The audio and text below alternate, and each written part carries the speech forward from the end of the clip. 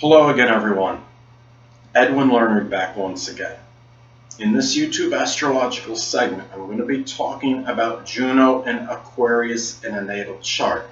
Now, if you have Juno in Aquarius in your natal chart, you may marry somebody that has Aquarius prominent in his or her chart.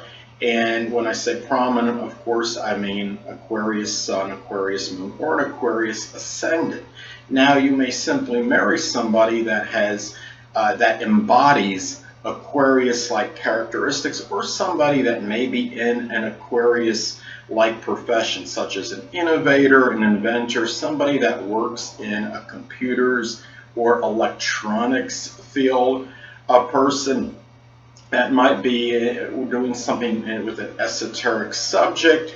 I could be a person that works in astrology, an astronomer, somebody that's a scientist, any science career in general.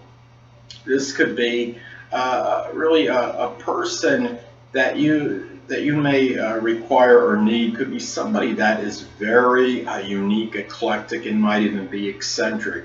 It could be somebody that is an innovator or simply finds new ways. It just has a lot of ideas, a plethora of ideas of new ways of doing things. And this people that have Juno in Aquarius often will disdain conventional like marriage, unless if you have contraindicators in your chart, such as for example, Capricorn on the 7th house cusp, or like a Venus in Taurus or something like that. You're generally as far as Juno is about what we require and what we need, as opposed to what we want in terms of a significant other or marriage partner. So what you may need and what you require may be somebody that is a little bit different, a little bit just somebody that might be a little bit unusual. I'm not saying it's going to be somebody that's going to be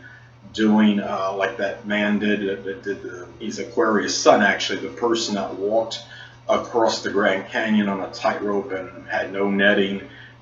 Nick Wallenda, I think his name is, or something similar. You might have to look that up. But anyway, I'm sure most of you know what I'm talking about. Now, the person that you may marry ultimately could be somebody also that is very altruistic and has humanitarian instincts. The thing about marriage that somebody may have in terms of with Juno and Aquarius in their natal chart, it could be something a little bit unconventional or unorthodox about the union. In some isolated cases, it could be an open relationship. It might be somebody that lives in a different location than the person that has this place. It could be a person that maybe it could be a big age disparity. It could be something where maybe they don't have sex as often as the average person does. It might be very more sporadic. And maybe also people that have this placement in some instances may just have an aversion to marrying altogether, and just like to have, like, for example, a common law marriage or something different or similar, but maybe don't really want to tie the knot, because people that have this placement could have a very strong, what I would call, freedom or independence syndrome. It's something where they want certain detachment. So in some cases, this person may simply not marry altogether. Now, it could also be somebody that really they want somebody more cerebral and intellectual as opposed to emotional. A person that will come up perhaps with new ideas of doing things, somebody that could be eclectic and ingenious, and also perhaps a person that may be progressive as well. So if you have this, also it's important to look at, as far as this placement goes, well, see what house it falls in your natal chart, because that could, because you got to blend that in as well.